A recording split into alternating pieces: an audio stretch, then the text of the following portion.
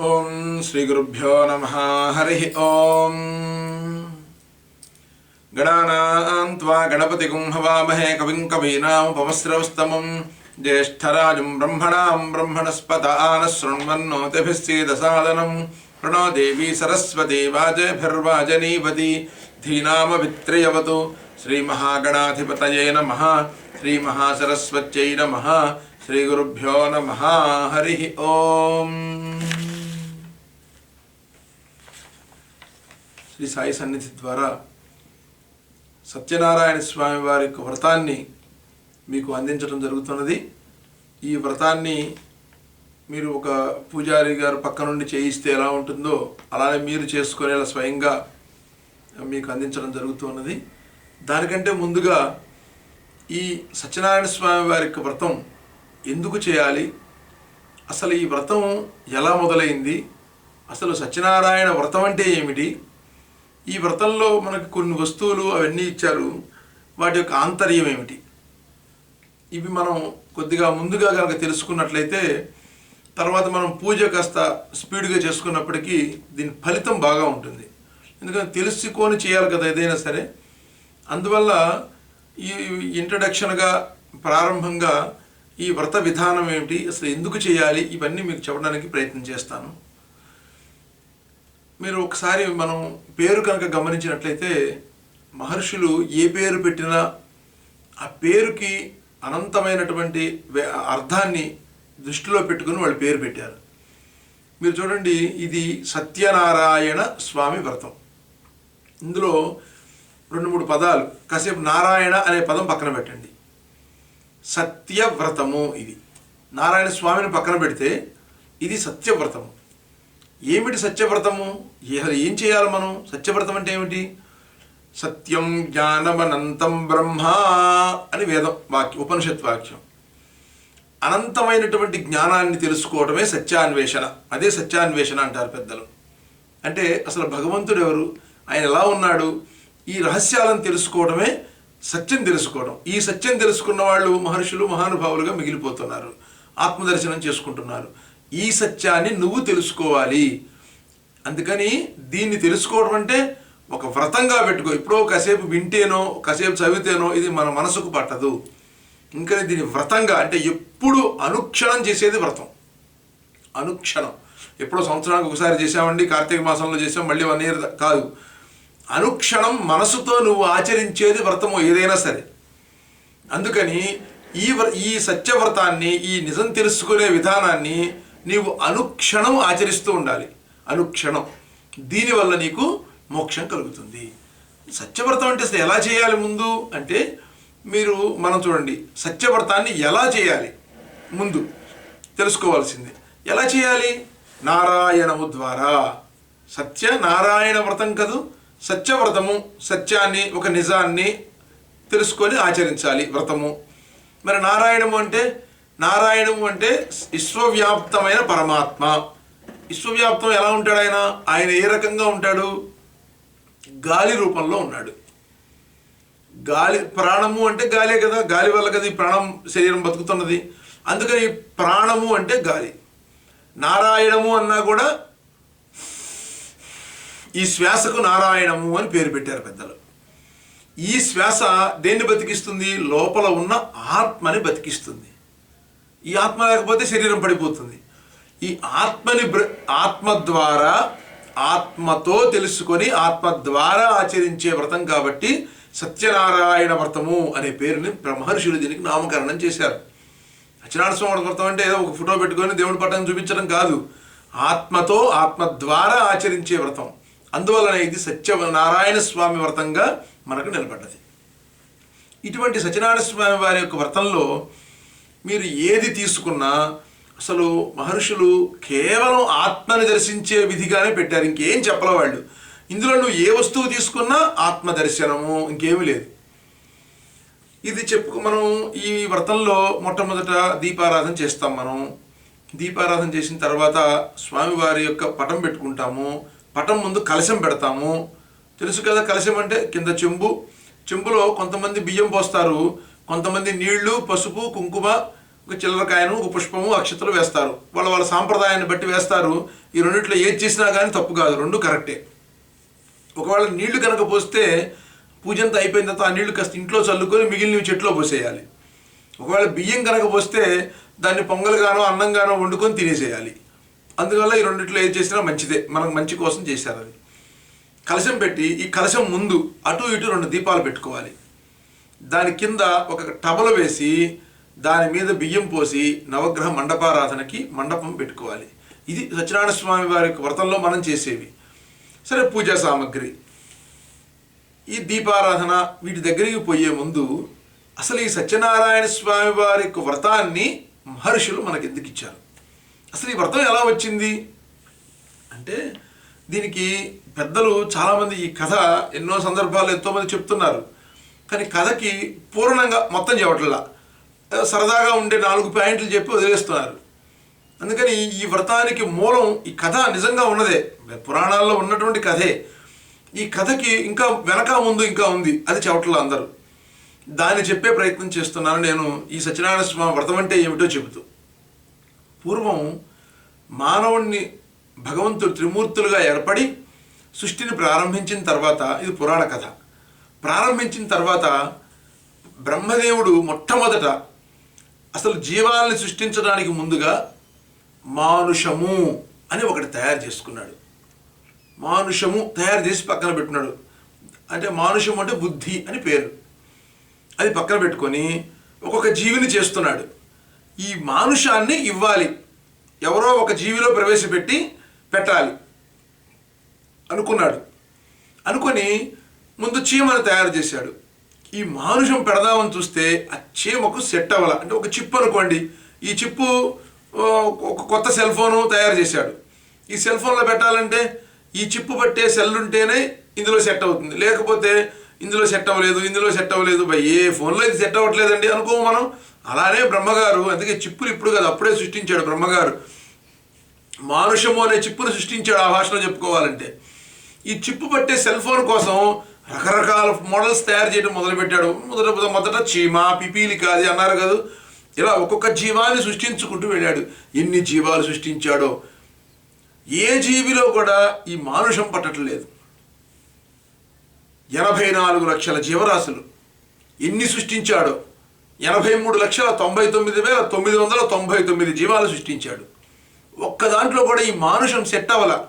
చివరికి వాళ్ళు అడిగారు మిగిలిన 2 మూర్తులు, ఏమయ్యా ఏమిటిది, ఇదేమో పక్కన పెట్టుకున్నావు, ఇదేమో ఇందులో సెట్ అవ్వటల్లా, ఇటు చూస్తేనేమో ఎన్నో జీవాలు ఏమిటి వీటి వల్ల ఉపయోగం అన్నాడు.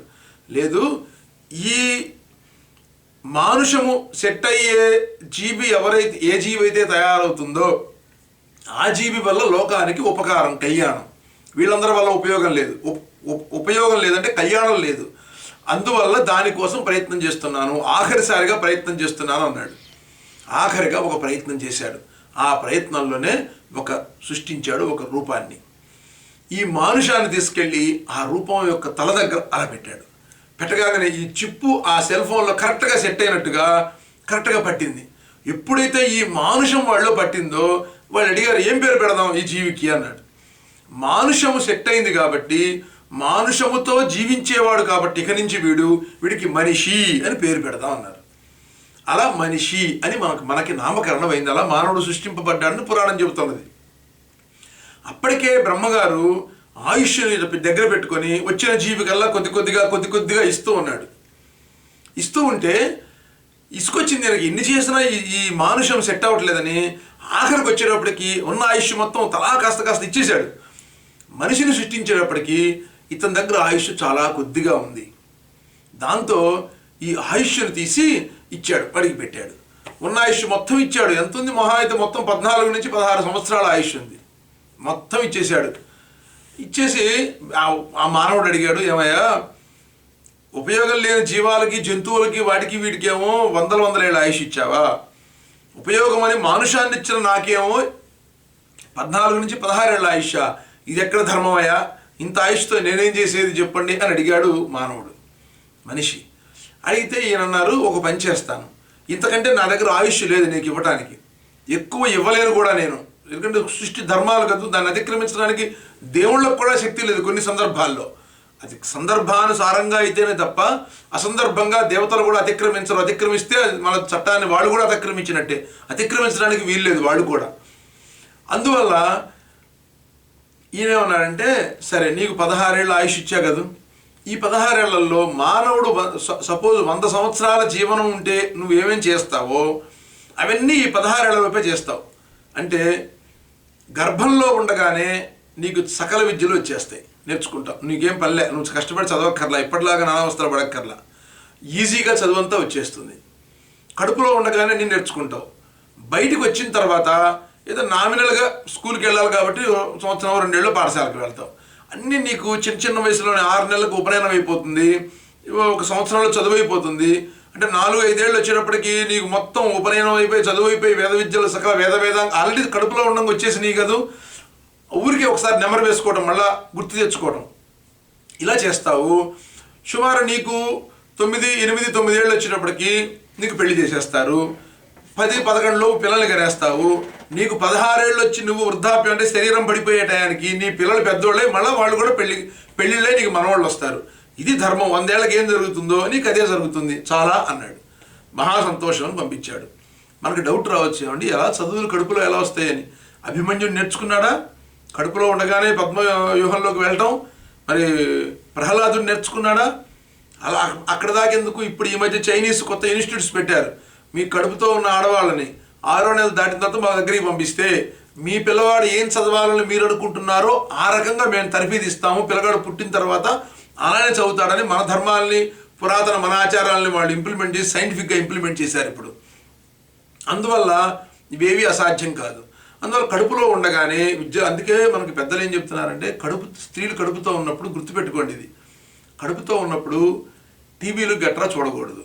చూచిన దేవుడు ఆధ్యాత్మిక చింతన, శాంత స్వభావం గలవి, సౌమ్యమైనవి, నిదానమైనవి, ఆనందాన్ని ఇచ్చేవి, ఆహ్లాదాన్ని ఇచ్చేవి తప్ప రౌద్రం, భీకరం, భయానకం ఇలాంటివి చూడకూడదు.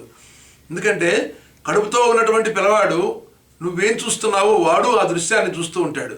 ఇది రిఫ్లెక్షన్ అయ్యి వాడి మీద కూడా పడుతుంది. నువ్వు పొడిచేవి, తంపేవి, మందు తాగేవి, సిగరెట్ తాగేవి చూపించావు అనుకో, వాడికి అది అలవాటు అయిపోతుంది కడుపులోనే. ఎందుకంటే పుట్టగానే 6 ఏళ్లకే సిగరెట్ పట్టుకుంటాడు వాడి చేత్తో. ఏమిట్రా విధవా చిన్న వయసులోనే మనం కొడతాం. ఎందుకంటే నువ్వు చేసిన అలవాటే, కడుపులో ఉండగా నువ్వు చేసిన అలవాటే. వాడు చెప్పలేడు ఆ విషయం, వాడికి గుర్తులేదు కాబట్టి.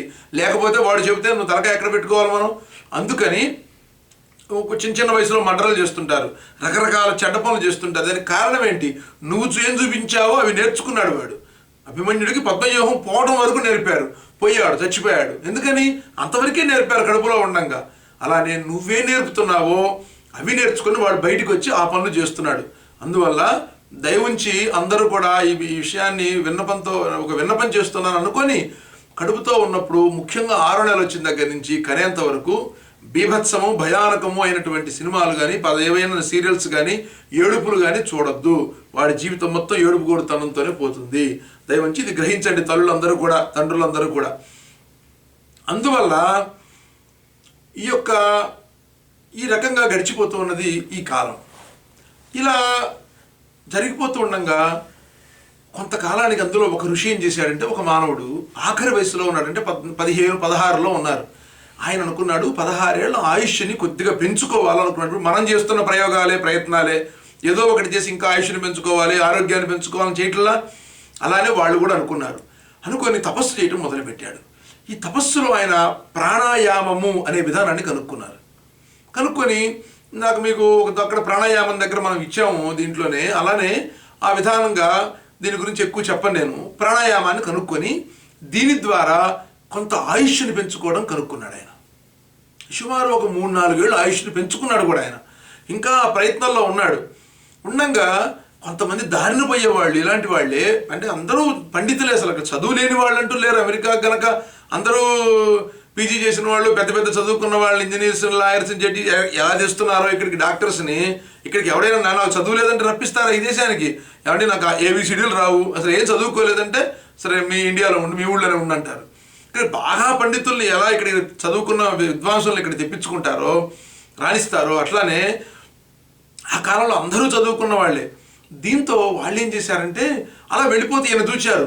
ఈయన వీళ్ళకంటే 4 ఏళ్ళు ఎక్కువ బతికున్నాడు. దాంతో ఆయన చూచి మనం కనుక నవ్వుతూ అంటుంటామే, తాత పెళ్లి చేసుకుంటావా అంటే పోరా మనవడా అని ఆయన అన్నారు అనుకోండి నవ్వుతూ. ఈ వయసులో కూడా తాతకి పెళ్లి మీద వ్యామోహమే అంటాడు ఆయన నవ్వుతూ, పోరా అన్నా కానీ. అలానే వాళ్ళు కూడా చమత్కారంగా ఆయన అన్నారు, ఏమయ్యా ఇంకా బతికి ఏం చేయాలని అని అన్నారట. దాంతో ఆ ఋషికి కోపం వచ్చింది. ఒరే నే ఇంత శ్రమ పడుతుంది నా కోసమా? ఎడిసన్ బల్బు కొన్నాడు ఎందుకోసం? వాళ్ళింటో బల్బు వెలిగించుకోవడానికా? మనందరికీ వెళ్తునివ్వడానికి ఆయన చీకట్లో కూర్చొని బల్బును వెలిగించాడు. ఇలా కష్టపడుతుంటే అర్థం చేసుకోకుండా నన్ను ఇన్ని మాటలు అంటారా? కాబట్టి సకల విద్యలు వచ్చు, అన్నీ పుట్టుకతోటే చదువులు వచ్చు అన్న అహంకారంతో మీరు విర్రవీగుతున్నారు కాబట్టి ఇక నుంచి మీకు కడుపులో కష్టపడకుండా వచ్చే చదువులన్నీ పోవుగాక, రాకుండా పోవుగాక అని శపించాడు. అప్పటి నుంచి ఆ ఋషి శాపం వల్ల చదువులు మొత్తం, తెలుగులో చెప్పచ్చు, చదువులు మొత్తం పోయినాయి. ఇంకా చదువుల్లో కడుపులో ఉండగా చదువులు రావడం అనేది అప్పుడే పోయింది ఆ శాపంతో. అందుకని మనకి చదువులో కడుపులో ఉండగా మంచి రాదు, చెడు వస్తుంది కానీ చదువులు రావట్లా. దాంతో చదువులు ఆగిపోయినాయి. చదువులు లేకపోతే ఇంకేముంది, పిల్లలు ఇచ్చేవాళ్ళు ఎవరన్నా ఇచ్చినా పిల్లలు కంటున్నారు జరుగుతున్నదే తప్ప ఆధ్యాత్మిక జ్ఞానం కలగట్లా. చదువు వస్తే కదా, వేదం వస్తే కదా, వేదాంతం తెలిస్తే కదా ఆధ్యాత్మిక జ్ఞానం.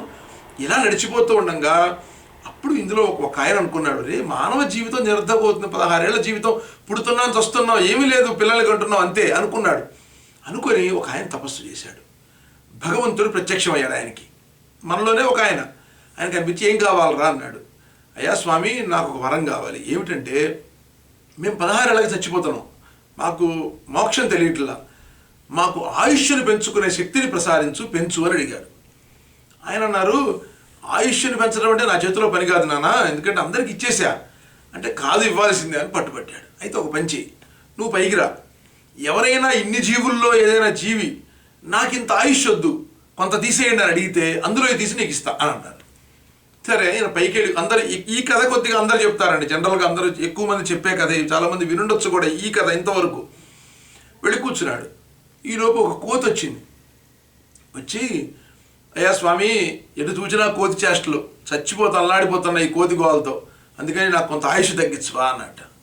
అంటే ఆయన అన్నాడు, ఇప్పుడు నేను ఎవరికి ఇచ్చేది ఆయుష్? ఈయటం తీయటం చాలా కష్టం అండి పూర్వకాలం. ఇప్పుడంటే ఉద్యోగాలు టక్మని తీసేస్తున్నారు, టక్మని ఇస్తున్నారు, కానీ గవర్నమెంట్ ఉద్యోగాలు ఎంత కష్టం. ఈయటం కష్టమే, తీయటం కష్టమే, రెండు చాలా కష్టమైన పనులు ఇండియాలో మనం చూస్తున్నాం కదా. దాంతో ఇప్పుడు తీయటం కష్టం అన్నాడు. ఈ పక్కన కూర్చున్నాడు కదా మనిషి, వీడు చూశాడు, ఏమైనా స్వామి మళ్ళీవాడే ఆయుష్ కోసం నేను ఇక్కడికి వచ్చి కూర్చుంటే కష్టం అంటావేది నాకు అన్నాడు. ఆయన అన్నారు, ఇది కోతి ఆయుష్, నీకెందుకు నువ్వు మానవుడు ఉన్నతుడు అంటే, లేదు లేదు ఏదో ఒకటి పడే అన్నాడు. కొంత ఆయుష్ ఇచ్చాడు. అది తీసుకొని ఈయన భూలోకానికి వెళ్ళాడు. ఎంత ఇచ్చాడు? సుమారుగా ఇంకొక 14 ఏళ్ళు 15 ఏళ్ళు ఇచ్చాడు. ఆ 14 ఇదొక 16 కలిపి మొత్తం దాదాపు ఒక 30 ఏళ్ళు అయినాయి. హాయిగా 30 ఏళ్ళు గడిపాడు. 28లోకి వచ్చేటప్పటికి మళ్ళీ బెంగ పట్టుకుంది వీడికి. అయిపోయింది కదా, మళ్ళీ ఒకసారి ప్రార్థన చేశాడు. పైకి వెళ్ళాడు. పైకి వెళ్ళి పూర్వం ఎలా ఉండేదంటే భగవంతుడు వరం ఇచ్చాట ఫస్ట్లో మానవుడికి, ఏమనంటే నువ్వు తలుచుకోగానే నా దగ్గరకు వస్తావు పొమ్మన్నాడు. అందుకని తలుచుకోగానే అక్కడికి వెళ్తే మనకి సినిమాలో చూపిస్తారే, అబద్ధం కాదు నిజాలే, ఇలా అనుకుంటారు, ఓ మరి మంత్రం అనుకోగానే టక్మని పైకి వెళ్ళిపోతాడు ఆయన. నిజం, అది పూర్వకాలంలో ఉండేది, అతి పురాతన కాలంలో. అందుకని ఆ విధంగా అనుకుని పైకి వెళ్ళాడు. ఏమిట్రా అన్నాడు. ఏమి లేదా 2 ఏళ్లలో అయిపోతున్నది, ఇంకొకరు ఆయుష్ పెంచవా అన్నాడు. కూర్చో అయితే అన్నాడు. ఈలోపు ఒక గాడిద వచ్చింది. స్వామి నేను కూడా ఇంతే అవస్థ పడుతున్నాను, ఎరుపు గాడి చాకి చచ్చిపోతున్నాను, నాకు కొద్దిగా తగ్గించమంది. ఎరా ఇచ్చేయి అన్నాడు. అందులోంచి మళ్ళీ ఒక 30 తీసుకున్నాడు. తీసుకొని కిందకు వచ్చాడు. 30 60 ఏళ్ళు అయింది. హాయిగా గడిపాడు. 58లో పడ్డాడు.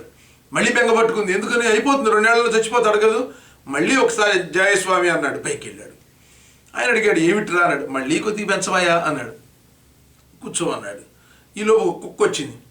ఏమయ్యా ఎటు చూసినా కుక్కని దేనికి పెట్టుకుంటారని, కాపలాకి జనరల్గా కదా.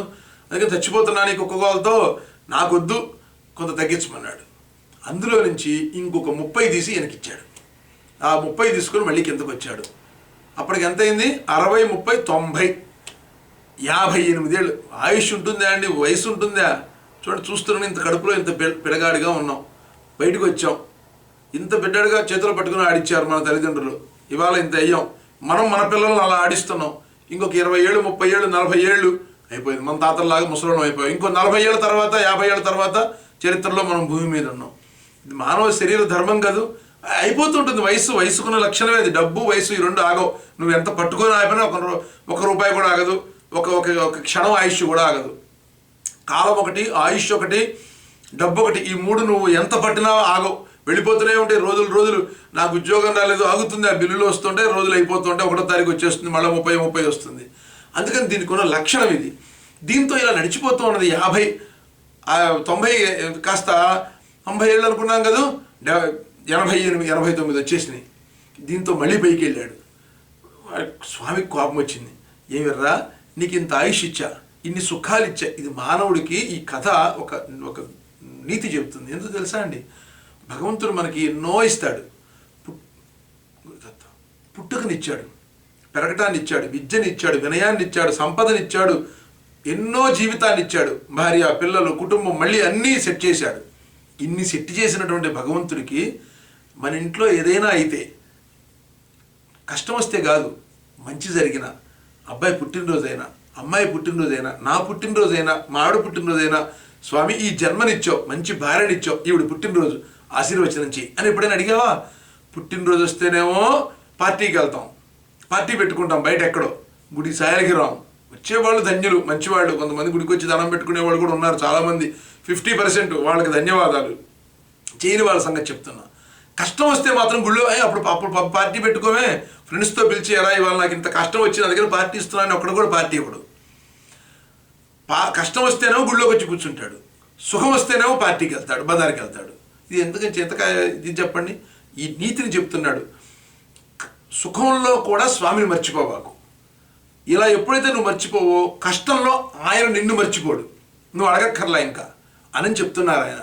అందుకని స్వామి కోపం వచ్చింది. మరే, ఇన్ని సుఖాలు ఇచ్చా, ఇంత అవకాశం ఇచ్చా, తలుచుకోగానే నా దగ్గరకు వచ్చే శక్తిని ఇచ్చా, 90 ఏళ్ళ ఆయుష్ని ఇచ్చా, 16 నుంచి ఒక్కరోజు వచ్చి స్వామి సుందర రూప శాంతాకారం భుజగశయనం పద్మనాభం సురేశం అని ఒక శ్లోకం పాడేవా? నా దగ్గరకు వచ్చి ఊరికే చూద్దామని వచ్చానయ్యా, ఒకరోజు వచ్చావా?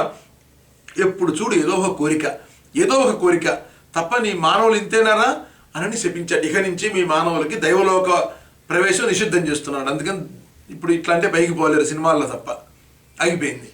దాంతో ఈయన అడిగాడు, శపిస్తే శపించావు, మా మానవులకు అలవాటు శపాలు పట్టడం, ఈ కష్టాలు పట్టడం, ఒక పని చెయ్యి, ఇంకొద్దిగా ఆయుష్ పెంచు అన్నాడు. కూర్చో అన్నాడు. ఈలోపు గబ్బిడం వచ్చింది, అది కూడా ఇంతే అడిగింది. అందులో నుంచి మళ్ళీ ఒక 30 తీసి ఇచ్చాడు. ఇవి తీసుకొని కిందకు వచ్చాడు. 120 ఏళ్ళు ఆయుర్దాయంతో కిందకు వచ్చాడు. మానవుడికి పూర్ణాయుర్దాయం 120 ఏళ్ళు అని చెప్పారు. కిందకు వచ్చాడు. 16 ఏళ్ళకి ఏం జరిగిందో 120 ఏళ్ళకి అదే జరుగుతుంది. ఏం జరుగుతుంది చెప్పండి చూడండి. మొదటి 16 ఏళ్ళు భగవంతుడు ఇచ్చిన ఆయుష్. ఇది అమాయకత్వంతో పోతుంది. ఇప్పుడు అందరూ తెలివి మీరుతున్నారు కానీ టీవీలు, సినిమాలు వీటన్నిటి వల్ల లోకం గురించి తెలుసుకోవడం అనే మెషతో పూర్వం 16 ఏళ్ల వరకు ప్రాప్తే 16 వర్షేషు పుత్రం మిత్రమదాచరేతని శాస్త్రం. 16 ఏళ్ల వరకు చిన్నపిల్లాడితో సమానం. 16 ఏళ్ళు దాటిన తర్వాత స్నేహితుల్లాగా చూసుకోమని చెప్పారు. అందువల్ల 16 ఏళ్ల వయసు దేవుడిచ్చింది కాబట్టి అమాయకంగా వెళ్ళిపోతుంది. వాడికి ఏం తెలియదు, కల్లా కపటం. 16 నుంచి కోతి ఆయుష్ కాదు, మిగిలిన ఆయుష్. అందుకని ఇక కాలేజీలోకో హై స్కూల్కో వెళ్తాడు. కోతి చేష్టలు చదవడు. కోతి ఏం చేస్తుంది చెప్పండి? ఒక చోట పుస్తకం ఇస్తే రామాయణం చదువుతుందా? రామాయణాన్ని తీసుకెళ్ళి బురదగుంట్లో పారేస్తుంది. అది కోతి లక్షణం. అది అందుకని చదువుకోడు, పిచ్చి చేష్టలు, పిచ్చి గోల, ఏమి మంచి అనేది చేయడు. ఎందుకంటే కోతి గోల, కోతి ఆయుష్ కాదు. ఇలా దాదాపు 28, 29, 30 గడిచిపోతుంది. 30 ఏళ్ళకి ఏదో చదువు అయిపోయి చిన్నగా ఎక్కడో చిన్న చిత్తగా ఏదో జాబుల్లో చేరతాడు. చేరి ఊరుకుంటాడా? చిన్నదో పెద్దదో ఏ జాబ్ అయినా ఊరుకోడు కదా. ఏం చేస్తాడు? గాడిద చాకిరి పొద్దున పోయి సాయంత్రం, పొద్దున పోతే రాత్రికి గాడిద చాకిరి చేసి ఒక 30 ఏళ్ళు నానా అవస్థలు పడతాడు. గాడిద బరువులు మోస్తూ, గాడిద చాకిరి చేస్తూ. ఎందుకంటే మిగిలిన 30 ఏళ్ళు గాడిద ఆయుష్ కదా. అందుకని 30 ఏళ్ళ గాడిద ఆయుష్ అయిపోయింది. అయిపోయిన తర్వాత ఇక ఇంకొక తర్వాత 30 తీసుకోండి, కొద్ది గొప్ప సంపాదించి దాచిపెడతాడు. దాచిపెట్టిన దానికి ఎక్కడ పిల్లలు పాడు చేస్తారో అని దీనికి వీడి కుక్క కాపలా. కుక్క ఆయుష్ కదా. అక్కడి నుంచి మిగిలిన 30 ₹1 ఖర్చు పెట్టనీడు, ఎవరిని తీసుకోనీడు. అందుకని దీనికి కుక్క కాపలా కాస్తూ కూర్చుంటాడు. మంచంలో ఉన్నా, కుర్చీలో ఉన్నా తిరగలేకపోయినప్పుడు ఎందుకురా, అదెందుకురా, ఇదెందుకురా అంటూ 90 ఏళ్ళు అయిపోయినాయి. సరే, అనాయాసంగా వెళ్ళిపోతే సంతోషమే, ఏ కష్టం లేకుండా. 90 తర్వాత హార్ట్ అటాకులో ఏవో వచ్చి హాయిగా వెళ్ళిపోతే మరీ సంతోషం. కాకుండా మంచంలో పడితే గబ్బిడం ఆయుష్ కదూ. గబ్బిడం ఏం చేస్తుంది? గోడకు ఆనుకొని ఉంటుంది, ఎప్పుడు ఎక్కడ చూసినా ఏలాడుతూ ఉంటుంది. ఒక చోట హాయిగా కుర్చీలో కూర్చోదు. అది మిగిలిన జంతువులాగా రోడ్ల మీద తిరగలేదు, చీకట్లో కంపు కొడుతూ ఎక్కడో గోడలకి ఆనుకొని ఉంటుంది. అందువల్ల ఎప్పుడైతే ఈ గబ్బిళం ఆయుష్ తీసుకున్నాడో 90 నుంచి 120 వరకు మంచంలో పడితే ఒకవేళ ఇన్ కేసు పొరపాటున ఎవరైనా పడ్డవాళ్ళు మీరు చూడండి, పెద్దవాళ్ళు కొంతమంది మనకు కనిపిస్తుంటారు, మంచాన్ని పడేస్తారు, గదిలో పడేస్తారు, తలుపేస్తారు, ఒక ఫ్యాన్ పెడతారు, అది ఏసీ పెడతారు, కంపు 1-2 అన్ని మంచంలోనే నానా కంపు కొడుతుంటుంది. ఎందుకంటే గబ్బిళం ఆయుష్ కదూ, లేవలేడు, తిరగలేడు, ఏది చెప్పలేడు, అట్లా చీకటి గుట్లో పడున్నట్టు పడుంటాడు గబ్బిళం ఆయుష్. కాబట్టి ఇది మానవుడి జీవితం ఇలా నడిచిపోతూ ఉన్నది ఇప్పటి వరకు కూడా, ఆ కాలం నుంచి. ఇందులో ఒక మానవుడు రియలైజ్ అయ్యాడు, 120 ఏళ్ళ ఆయుష్ని పెంచుకున్నాం, ఏమిటి సార్థకత అనుకున్నాడు. మళ్ళీ తపస్సు చేశాడు. భగవంతుడు ప్రత్యక్షమయ్యాడు. ఏం కావాలరా అన్నాడు. నాకు ఒక వరం కావాలన్నాడు. అంటే భగవంతుడు అన్నాడు, అరే మీ మానవులను చూస్తే మాకు చాలా భయం రా అన్నట్ట. ఎందుకయ్యా అంటే కోరికలు తప్ప మీకు ఇంకో పనే లేదు, ఎప్పుడు ఏదో ఒకటి అడుగుతూనే ఉంటారు, అది మా భయం రా నాన్న అన్నట్ట. నేను నిజంగా ఏ కోరికతో చేయట్లేదు, ఒక చిన్న కోరిక ఉంది కానీ అది కోరిక కాదన్నట్ట. ఏమిటో చెప్పు నాన్న అన్నాడు. ఏమి లేదు, నాకు మోక్షాన్ని ఇవ్వు అని అడిగాట. ఇది చెప్పరు ఎవరు మీకు. పరమాత్ముడు అన్నాడు, ఒరే వాడు 120 ఏళ్ళు ఆయుష్ అడిగాడు కానీ అసలు ఇవన్నీ అడగకుండా మోక్షాన్ని ఇవ్వమంటే అయిపోయేది కదా. ఈ గోలే లేదు, 16 ఏళ్ళకి హాయిగా మీకు అందరికీ మోక్షం వచ్చి పుట్టిన ప్రతివాడు 16 ఏళ్ళకి మోక్షం, ఇంకేముంది గోల ఎక్కడ ఉంది. ఎందుకు వాడు ఇన్నేళ్ళు అడిగాడు అంటే అది వాడు అమాయకత్వం కావచ్చు, పైగా కాలం నడవాలి కదా, చక్రం తిరగాలి కదా, భగవంతుడు లేలా అది. అందుకని వాడి చేత అడగనీయుడు, ఆ టయానికి అది అడగనీయుడు, మంచి అడగనీయుడు. ఇలా చేశాడయ్యా, అయిపోయింది, నాకు మోక్షాన్ని ప్రసాదించు అన్నట్టు. ఆయన అన్నాడు, మోక్షం ఊరికి ఇలా ఇచ్చేసేది కాదు, ఎవడు ఇవ్వలేడు, నీకు నువ్వు సంపాదించుకోవాల్సింది. ఎందుకో తెలుసా, నీవు కష్టపడి అష్టాంగ యోగాలు చేసి బుద్ధిని అదుపులో పెట్టుకొని మనోబుద్ధి చిత్తాహంకారాలను దాటి ఒక స్థాయికి వెళ్ళి ఆత్మస్వరూపుడుగా నీవు నిలబడ్డప్పుడు అది మోక్షం అవుతుంది. ఈ స్థితిని ఏ దేవుడు ఎవరు ఇవ్వలేరు, ఇది నువ్వు పొందాలి, వాళ్ళని చూచి ఆదర్శంగా గురువులను చూచి నువ్వు పొందాలి అని అన్నాడు. అయితే ఈయన అన్నాడు, ఇవన్నీ నువ్వు పెద్ద పని చెబుతున్నావు, నా వల్ల కాదు. మరి ఏం చేస్తావు, అయితే ఒక పంచి బాగా తపస్సు చేయి అన్నాడు స్వామి. ఈయనన్నాడు, నువ్వు చెప్పడం కాదయ్యా, నాకు కొన్ని కండిషన్స్ ఉన్నాయి మోక్షాన్ని పొందటానికి, అది నువ్వు ఇవ్వాలి, ఇవ్వకపోతే మళ్ళీ తపస్సు చేస్తా అన్నాడు. ఏందో చెప్పరా నాయన అన్నాడు దేవుడు. ఏమి లేదు, నేను తపస్సు చేస్తా. ఓ బ్రహ్మాండం అన్నాడు. ఆగాగు, తపస్సు అంటే నేనేదో అడవుల్లో పోయి కూర్చోను, మా ఇంట్లో కూర్చొని తపస్సు చేస్తా అన్నాడు. సరే పోలేదు, మానవులు కలియుగం పెరిగిపోతున్నది, మానవులు కదా, సరే చేసుకో, ముందు కాలాల వాళ్ళకి అనుకూలంగా చెప్తున్నావు కదా, చేసుకోపో అన్నాడు. మా ఇంట్లో అంటే నేనేదో రోజులు కాదు, ఒక 2 గంటలో 3 గంటలో చేస్తా, మినిమం 2 అవర్స్, మ్యాక్సిమం 4 అవర్స్, అంతకుమించి నా వల్ల కాదు. ఓ రోజునా, కాదు సంవత్సరానికి ఒకసారి.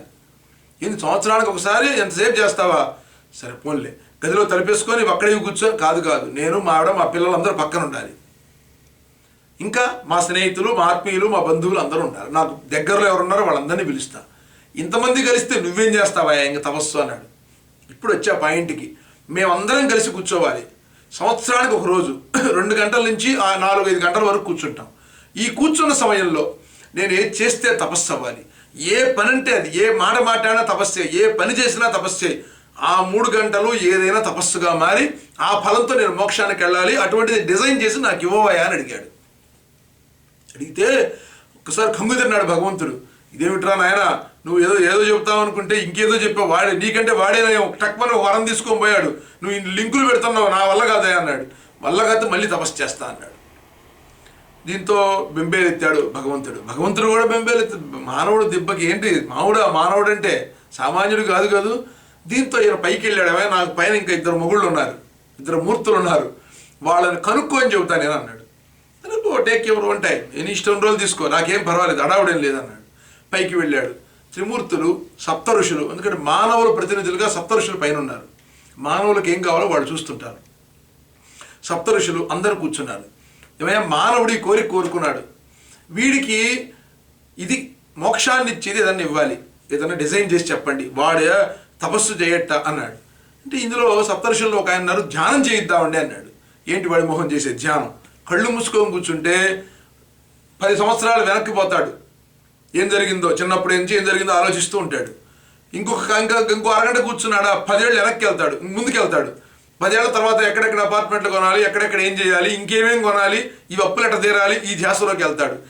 అవి తప్ప వాడి మొహం చేసేది ధ్యానంలో వాడు ఏం చేయడు మానవులు, ఎందుకంటే మానవ లక్షణం అది. సాధన వల్ల కొంతమంది చేసిన వాళ్ళు చేసేవాళ్ళు ఉన్నారు, వాళ్ళని అంటలేదు సుమి. 90% ఇదే జరుగుతుంది, ప్రాథమికంగా జరిగేది ఇదే.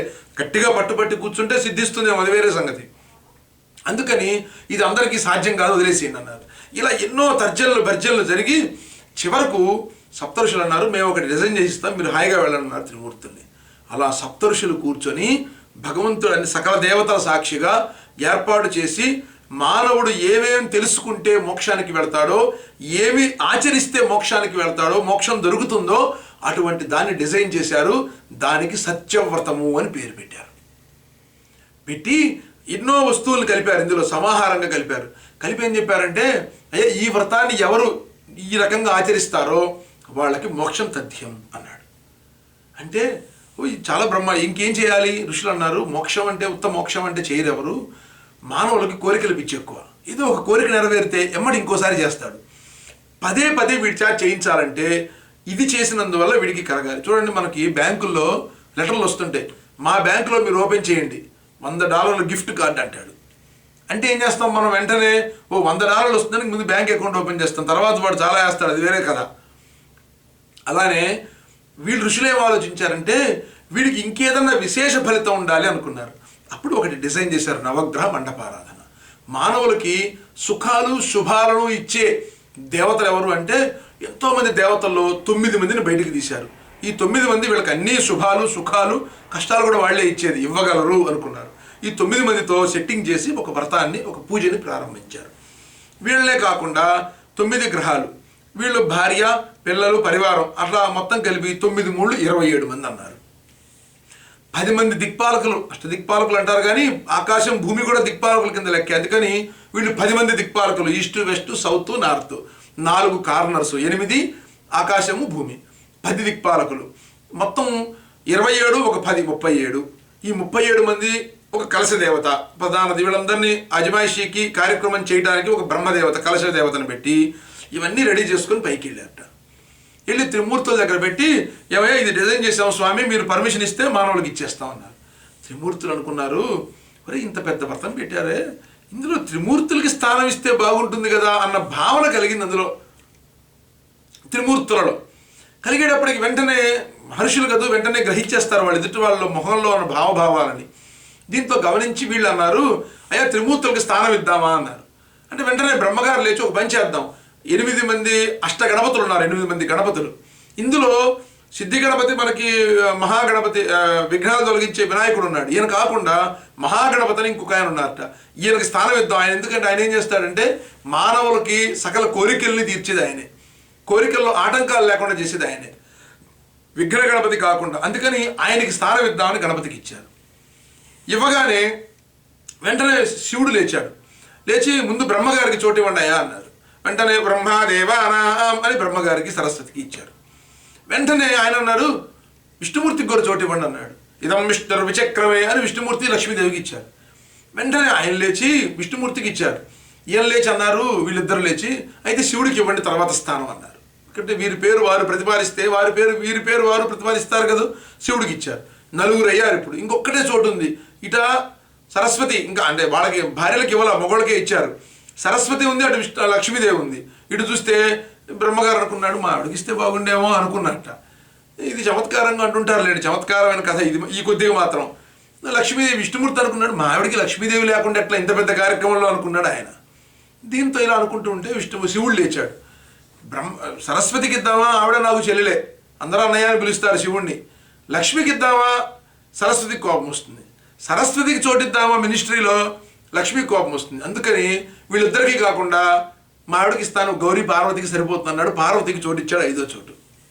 ఇలా పంచపాలకులుగా 5గురు ఏర్పడ్డారు. ఇలా 9 × 3 27 నవగ్రహాలు, 10 దిక్పాలకులు 37, 5గురు పంచపాలకులు 41, కలశదేవత, సిద్ధి గణపతి మనకి మహాగణపతి, విఘ్న గణపతి, ఈ మొత్తం కలిపి 44. అందుకే 44 ఖర్జూరాలు, 44 పసుపు కొమ్ములు, 44 ఒక్క పలుకులు, 44 చిల్లర కాయిన్స్. వీటితో ఒక పూజా విధిని ఏర్పాటు చేసి, అరే ఊరక ధ్యానం చేయమంటే మానవులు బద్దకిస్తారు, నిద్రపోతారు, వాళ్ళకి తోచదు, అందుకని అవి పెట్టు, ఇవి చెయ్యి, కొబ్బరికాయ కొట్టు, అక్షత, పసుపు, కుంకుమ, దీపారాధన చేయి, అగరవత్తి వెలిగించు, ఇలా పని చేయిస్తూ ఉంటే ప్రతి పని తపస్సు అన్నాడు కదా. అందుకని ఇవన్నీ తపస్సులో భాగమే. అందుకని ఇవి చేయిద్దాము అనుకున్నారు. అనుకుని షోడశ ఉపచారాలు 16 రకాల ఉపచారాలు పెట్టి పూజా విధిని ఏర్పాటు చేశారు. ఇలా ఏర్పాటు చేసి దీనికి సత్యవ్రతము అని పేరు పెట్టారు.